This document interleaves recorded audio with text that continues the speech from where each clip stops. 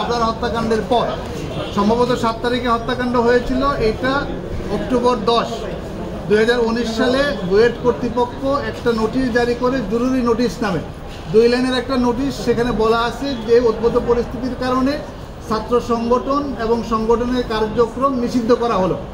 এইটা তারা তখন করেছিল, ফাইন, কিন্তু এটা আমাদের বাংলাদেশের যে সংবিধানের আর্টিকেল 37, 38 এবং 39 এর কোনো ভিত্তি নেই। ওখানে আপনারা জানেন যে সমাবেশ করার, রাজনৈতিক দল করার এবং বাকস্বাধীনতার অধিকারগুলি আমাদের সংবিধানে ফান্ডামেন্টাল রাইটস হিসেবে দেওয়া আছে।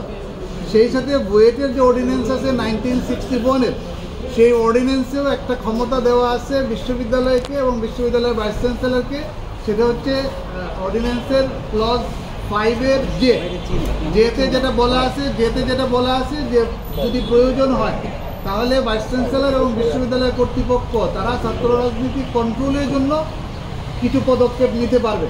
সেটা হচ্ছে মিছিল মিটিং করার ক্ষেত্রে তারা বিধিনিষেধ আরোপ করতে পারবে, কিন্তু কোনো সংগঠন নিষিদ্ধ করার কোনো ক্ষমতা বুয়েট অর্ডিন্যান্সেও নেই, বাংলাদেশ সংবিধানেও নেই। কিন্তু এটা যেহেতু চলে আসছিল, যার ফলে বুয়েটে দেখা যাচ্ছে অন্য সংগঠন কিন্তু কমিটি দিচ্ছে। আর বাংলাদেশ ছাত্রলীগ তখন সেই জায়গাটাতে এইভাবে তারা ছাত্র রাজনীতি করে নেয়, যেহেতু এই এটা ছিল, নোটিশটা ছিল, তারা সেটার প্রতি সম্মান দেখিয়ে সেটাকে ফলো করছিল।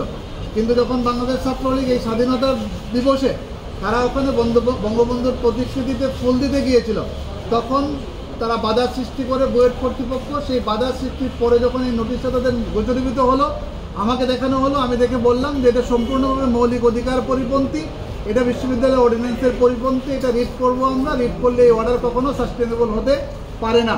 আমরা গতকালকে রিট রেডি করেছি, আজকে ফাইল করে হেয়ারিং করেছি।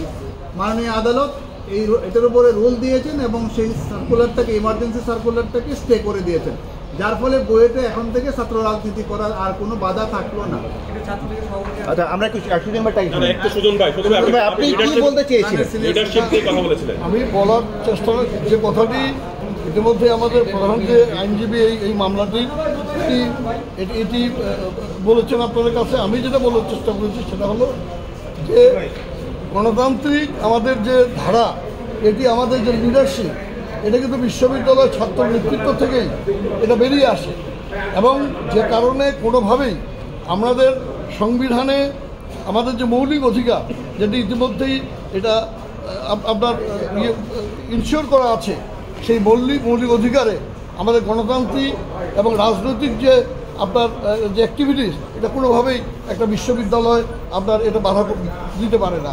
এবং বিশ্ববিদ্যালয় আইনেও কোথাও এটা নাই, শুধু বুয়েট নয়, বাংলাদেশের যতগুলো বিশ্ববিদ্যালয় আছে তাদের আলাদা আলাদা আইন আছে। এই আইনগুলোতে কোথাও, বরং স্বায়ত্ত শাসিত বিশ্ববিদ্যালয় আইন আছে।